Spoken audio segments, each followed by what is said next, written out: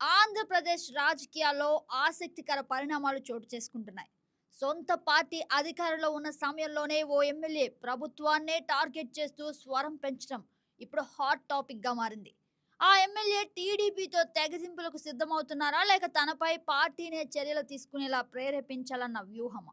ఈ ప్రశ్నలన్నీ ప్రస్తుత రాజకీయ వర్గాల్లో చర్చకు దారితీస్తున్నాయి. ఎన్టీఆర్ జిల్లా తిరువూరు నియోజకవర్గానికి చెందిన తెలుగుదేశం పార్టీ ఎమ్మెల్యే కొలికపూడి శ్రీనివాస్ పేరు ఇప్పుడు వార్తల్లో నిలుస్తుంది. కూటమి వేవ్ లో గెలిచి అసెంబ్లీలో అడుగుపెట్టిన కొలికపూడి మొదటి నుంచే కొంత భిన్నంగా వ్యవహరిస్తున్నారనేది స్థానిక రాజకీయ వర్గాల మాట. స్థానికుడు కాకపోయినా తక్కువ కాలంలోనే తనదైన శైలిని ప్రదర్శించారు.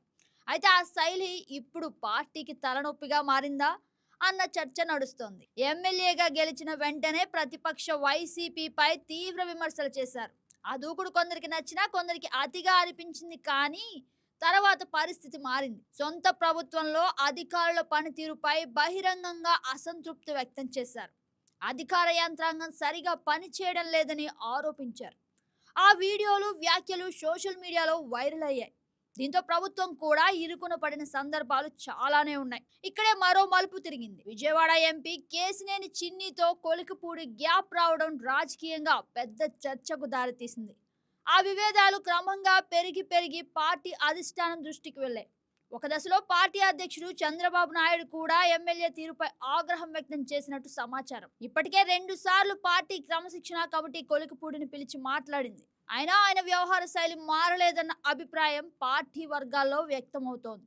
కొలికపూడి సోషల్ మీడియా వినియోగం కూడా వివాదాలకు దారితీసింది. తిరువూరు పేకాట శిబిరాలకు అడ్డాగా మారిందంటూ పేకాటలో పట్టుబడ్డ వారి ఫోటోలను వాట్సాప్ స్టేటస్ గా పెట్టడం, ఎమ్మెల్యే టికెట్ కోసం ఎంపీకి డబ్బులు ఇచ్చానంటూ స్టేటస్ పెట్టడం, ఇలాంటి వ్యాఖ్యలు తెలుగుదేశం పార్టీలో తీవ్ర చర్చకు దారితీశాయి. దీంతో ఎమ్మెల్యే, ఎంపీ ఇద్దరిని క్రమశిక్షణ కమిటీ పిలిపించి మాట్లాడింది. ఆ సమయంలో కొలికపూడిపై వేటు పడుతుందన్న సమాచారం కూడా జోరుగా నడిచింది. అయితే పార్టీ అధిష్టానం కొలికపూడి అధికారాలను కొంత పరిమితం చేసినట్టు సమాచారం. నియోజకవర్గాల్లో కీలక నిర్ణయాలు, లోకల్ పోస్టింగ్స్ వంటి విషయాల్లో ఎంపీ వర్గానికే ప్రాధాన్యత ఇచ్చినట్టు టాక్. దీంతో కొలికపూడి అసంతృప్తిగా ఉన్నారని రాజకీయ పరిశీలకులు చెబుతూనే ఉన్నారు. ఇదే ఆయన ప్రస్తుత ధోరణికి కారణమా అన్న సందేహాలు వ్యక్తమవుతున్నాయి. ఇటీవల ఆయన విమర్శల ఫోకస్ మారింది. ఎంపీపై దూకుడును తగ్గించి నేరుగా సొంత ప్రభుత్వంపైనే విమర్శలు చేస్తున్నారన్న అభిప్రాయం వ్యక్తమవుతోంది.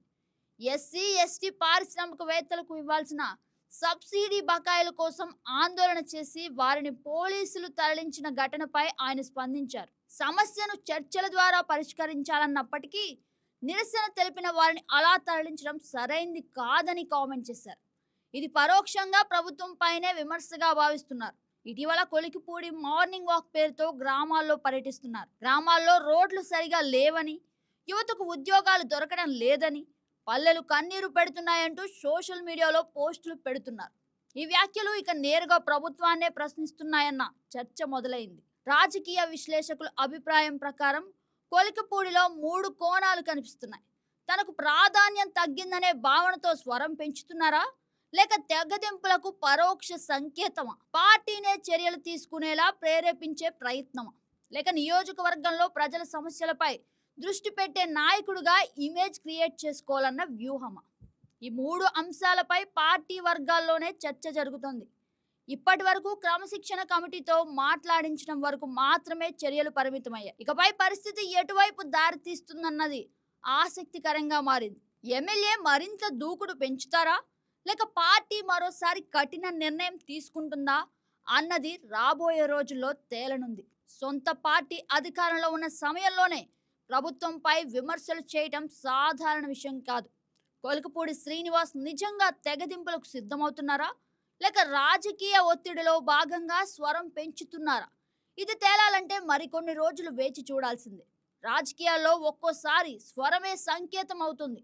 ఆ స్వరం ఎంత దూరం వెళ్తుందో, పార్టీ ఎలా స్పందిస్తుందో తిరువురు రాజకీయాలే కాదు, రాష్ట్ర రాజకీయాలు కూడా గమనిస్తున్నాయి. Please subscribe to YK TV Network. Please subscribe to YK TV. Please watch YK News.